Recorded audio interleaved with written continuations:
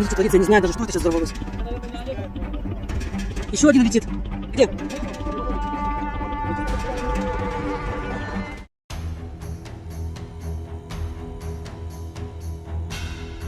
Antes de iniciar el video, aunque ya ha comenzado, quiero hacerte dos preguntas. ¿Sabías que un solo ataque con drones puede cambiar el rumbo de una guerra? ¿E imaginas que un ejército pequeño y con recursos limitados pueda asestar un golpe devastador en el corazón mismo de una superpotencia militar? Hoy te revelamos la Operación Telaraña, la audacia y secreta misión con la que Ucrania logró infiltrar drones en las profundidades del territorio ruso, poniendo al descubierto las grietas en la defensa de uno de los ejércitos más grandes del mundo y también más temidos. ¿Cómo se planificó ese ataque? ¿Qué tecnología revolucionaria y tácticas innovadoras hicieron posible este golpe histórico? Acompáñenos a descubrir imágenes inéditas, testimonios exclusivos y un análisis detallado que cambiará para siempre la forma en que entendemos la guerra moderna. Prepárate para adentrarte en la operación que está redefiniendo el equilibrio de poder global. Our Operation Spiderweb yesterday proved that Russia must feel what its losses mean. That is what will push it toward diplomacy. And when Russia takes losses in this war, it's obvious to everyone that Ukraine is the one holding the line, not just for itself, but for all of Europe.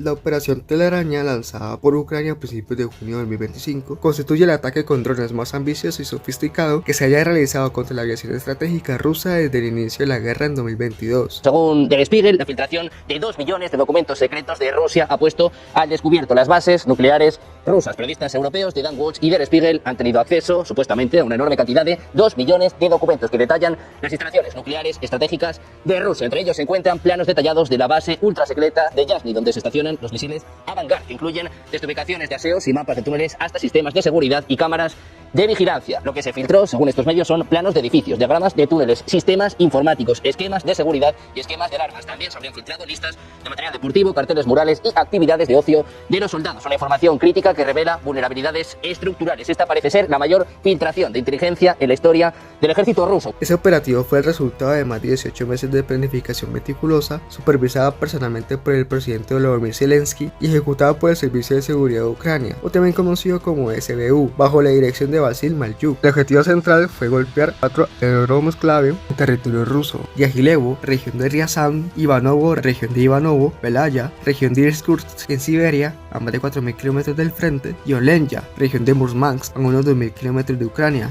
lo que demuestra la capacidad ucraniana para proyectar poder en el territorio profundo de Rusia. Tras el ataque, la revista trimestral Business Ukraine proclamaba con orgullo: resulta que Ucrania sí tiene las cartas después de todo. Hoy Zelensky jugó la carta del rey de los drones, decía la publicación. Esos aeródromos albergan la base de la aviación estratégica rusa, que incluyen bombardeos pesados y aviones de alerta temprana que forman parte de la tríada nuclear de Moscú y son utilizados para ataques diarios contra ciudades ucranianas. Para llevar a cabo la operación, Ucrania utilizó 117 drones FPV o First Person View, muchos de ellos drones comerciales modificados con un costo estimado de entre 400 y 1000 euros cada uno. Lo que veis aquí es un dron kamikaze.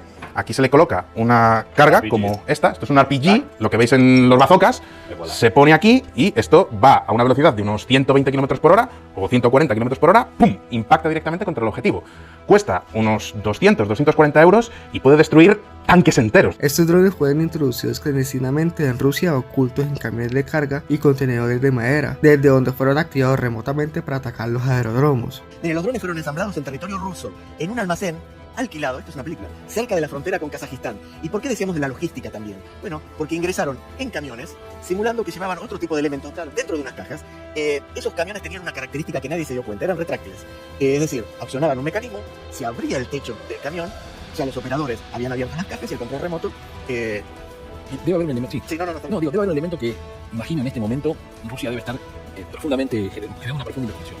Y es si no hubo conexión local de algún servicio de inteligencia ruso que haya podido estar al tanto de la operación y que haya sido torcido en favor de Ucrania. Esto es muy probable, seguramente en los próximos días vamos a tener imágenes de supuestos espías rusos para Ucrania. Ya los están buscando, de hecho, Vladimir Putin no solo está viendo cuáles de sus generales se les pasó todo esto, pero sino también los espías, porque conocían además la ubicación de cada uno, la ubicación estratégica de cada uno de las bases. Pero si querés, ¿quién dijo? Che, este almacén, acá vamos a ensamblar los drones y desde acá, la frontera con Kazajistán, vamos a ir con los 5 camiones, 6 camiones, 10 camiones, hasta muy cerquita de la Un trabajo minucioso que llevó 18 meses. Sí, hoy una imagen se difundió sin fecha, o sin fecha cuando se registró esa fotografía del jefe de inteligencia ucraniano con justamente los mapas donde estaban los aviones expuestos. Exactamente, lo veíamos en el informe.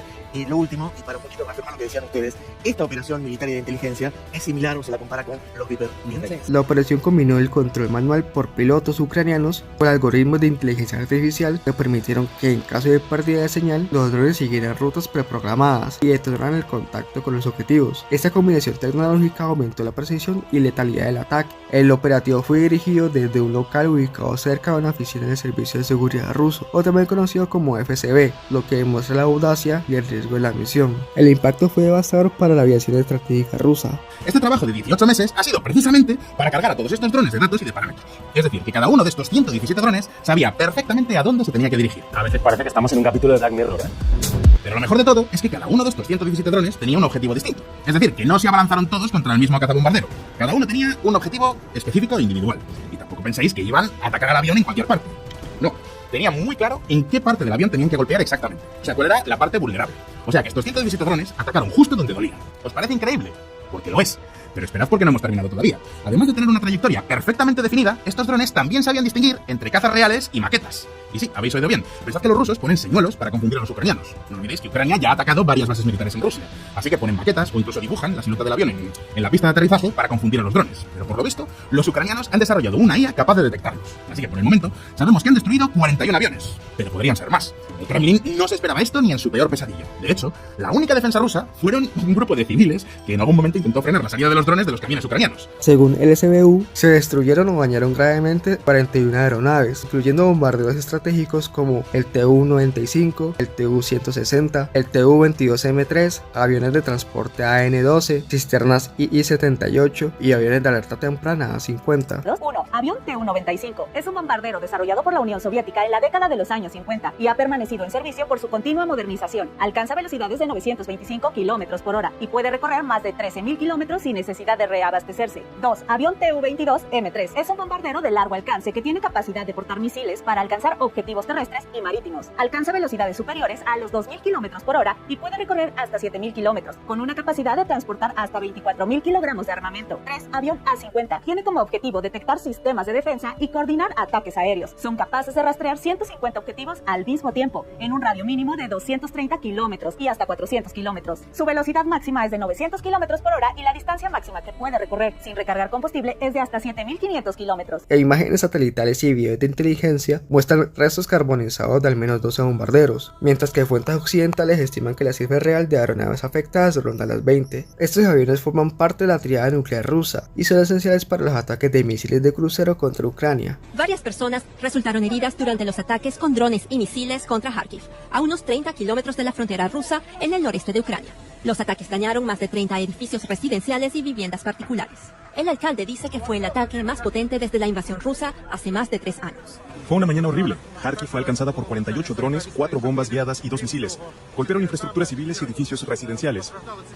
La pérdida equivale a aproximadamente un tercio de la flota de portadores de misiles aéreos de Moscú, específicamente un 34%, con daños valorados en más de 7.000 millones de dólares. La reposición o reparación de muchos de esos bombarderos es complicada, ya que son modelos antiguos que no se fabrican desde la disolución de la Unión Soviética, hace más de 3 décadas. En un futuro próximo es casi imposible para Rusia reponer las pérdidas, dice este experto que recalca que la capacidad de disuasión nuclear de Moscú queda muy mermada. El ataque también plantea dudas sobre si los servicios de inteligencia estadounidenses han colaborado, pero para el presidente ucraniano hay una cosa clara. Es una operación absolutamente única, ha dicho Zelensky, que asegura que se estudiará en los libros de historia. En cuanto a la innovación táctica, la operación destacó por el uso de drones lanzados desde camiones camuflados y cañas móviles de madera, cuyos techos se abrieron remotamente para liberar los AV. Esta movilidad permitió eludir las defensas aéreas rusas y atacar objetivos alejados del frente, como la base de Belaya en Siberia, situada a más de 4.000 kilómetros de Ucrania. Como respuesta, Rusia intentó proteger sus aeronaves con métodos improvisados, como cubrirlas con neumáticos, pero estos esfuerzos tuvieron un poco de éxito. А якщо 40 літаків, то це практично половина здатних виконувати бойові завдання літаків стратегічної. Перше, це потужний удар по одному з основних компонентів російської ядерної тріади. Тобто удар по стратегічній авіації, удар потужний. Значить, основна, найбільш активна частина російської стратегічної авіації, компонент, зараз фактично виведена з ладу або знищена, або пошкоджена. El golpe infligido por la Operación Telaraña no solo afecta la capacidad operativa de la aviación estratégica rusa, sino que también representa un duro golpe psicológico y un fracaso significativo para los servicios de seguridad rusos. Analistas consideran que esta operación redefine la guerra moderna, al mostrar cómo drones baratísimos y tecnologías accesibles pueden atacar activos estratégicos de alto valor. Ha conseguido mover armas que han sido explosivos, que han sido entrados ilegalmente en Rusia, montados dentro de Rusia, esparcidos por toda Rusia sin que saltasen las alarmas de contrainteligencia rusas, que para eso está la contrainteligencia. Muchos militares rusos pueden estar pensando que su cuartel, su unidad, su fábrica, su división, por más alejada que esté del frente, ya no está segura. Y evidentemente eso se debe a que hay una pérdida de confianza, si no total, que eso es imposible, pero sí muy fuerte en los servicios de contrainteligencia rusos. Aunque la destrucción de hasta un tercio de la aviación estratégica rusa es un revés importante, no es suficiente para decidir el curso del conflicto, pero sí obliga a Moscú a replantear su seguridad interna y su estrategia aérea. Ojo, porque esto es importante. Lo del Pearl Harbor de Rusia es una expresión que hoy, aunque por motivos diferentes, esté tanto en los medios occidentales como en muchos foros y portales especializados en asuntos militares en la propia Rusia. Así es, lo del Pearl Harbor es un término, lo decía antes, que se está instalando desde ambas partes por motivos diferentes. Claro, a los belicistas de la OTAN les interesa usarlo para solemnizar, inflar y celebrar la operación, solo les falta gritar gol, y a los belicistas rusos parece que también les interesa porque situar un marco con esa carga de gravedad puede servir para justificar una respuesta militar a la altura de ese significante. Veremos lo que sucede en las próximas horas, pero en ambos casos quizá habría que decir que aunque ha sido un ataque considerable y tal, lo de Pearl Harbor pues igual es un pelín exagerado, ¿no? Explicarse un poquito.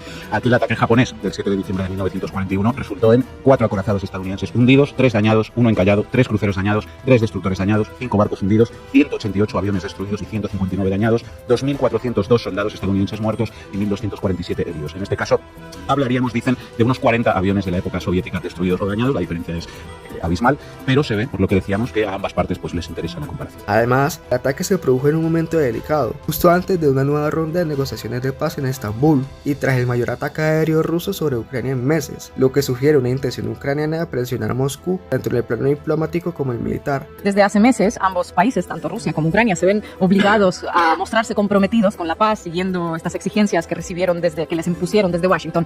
En la práctica, un acuerdo de paz real y duradero parece ser lo último que anhelan en estos momentos tanto Rusia como Ucrania como Europa. Y todo esto se convirtió en una carrera absurda en la que cada uno trata de demostrar que es el adversario el que sigue apostando por la vía militar. Uno de los objetivos del ataque contra las bases aéreas rusas probablemente era forzar a Moscú a renunciar a la reunión en Estambul para luego poder señalar a las autoridades rusas como las únicas responsables del rechazo de la vía de la negociación. Sin embargo, esto no sucedió y uno de los resultados de las negociaciones de ayer mismo fue el acuerdo para un intercambio de prisioneros, el más grande desde que comenzó la guerra, sin más avances, eso sí, hacia la paz. Intercambiaron unos memorandos con una serie de exigencias bastante maximalistas, toda una novedad, casi como en sus encuentros anteriores. Rusia, como hace 3 años, pide un estatus neutral de Ucrania, nuevas elecciones, reconocimiento de Crimea, respeto a la comunidad ruso-hablante, entre otras exigencias. Ucrania, por su parte, insiste en su aspiración a integrarse en la OTAN, recuperar sus territorios y lograr reparaciones por la destrucción causada. En el plano político, el presidente Zelensky afirmó que la operación fue una respuesta a la negativa rusa a aceptar un alto al fuego respaldado por Estados Unidos. La operación fue descrita por Zelensky como una para la historia y un resultado absolutamente brillante, lograda gracias a la coordinación y valentía del SBU.